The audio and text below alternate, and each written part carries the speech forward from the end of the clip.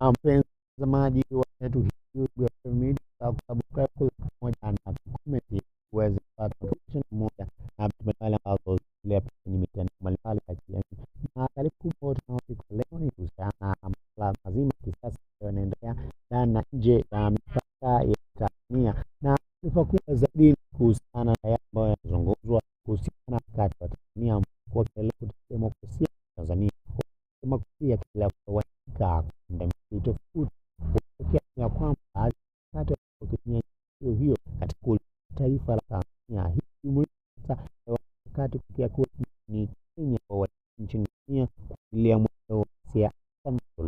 Hii ni pamoja na kupata habari ya mbalimbali nenda kupita mbalimbali ya kijamii. Ungana nami usitoke hapo. Sasa tunaweza kuanza kuhusiana na yale ambayo yanaelezwa dhidi wanaharakati ambao wamekitumu kumbuka kwamba wanaharakati kutoka nchini Kenya wameita Tanzania ichukue mateso ya wanahabari na wanaharakati ambao kusema vizuri nchi Tanzania.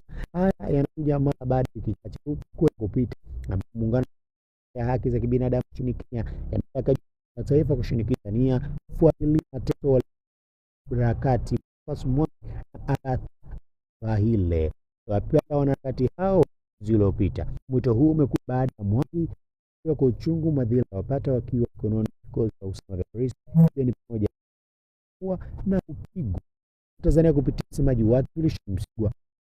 Dai hayo leo tuna habari hakikiswali ni mwanako hayo kwa leo hii na kutokea kule nchini Kenya ya wanaendelea kusema Tanzania yasema madai ya wanahabari hawezi kuchoka.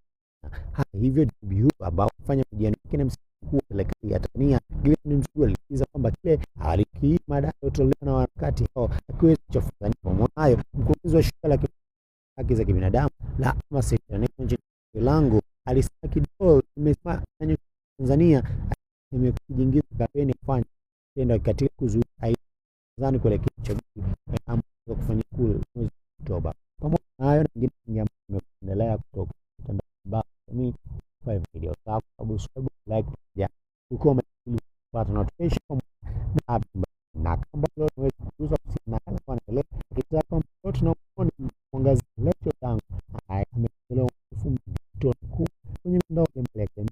Hii inakuja baada ya lecture yangu kuweza kusikia kuwa na password kwa kitu zake hapa za kwa kitu lecture yangu wa moja na familia zaidi kama ni moja ya madai ambayo na kwa kasi nchini Tanzania. Hii inasababisha mambo hayo kwa kwa Japani ambapo inaonekana kabisa lingwa afanya biashara mbalimbali jambo ambalo lina wapa watu hata maoni tofauti na umeweka na harakati mbalimbali ambao wamekuja na Adamu umekuwa na kazi zao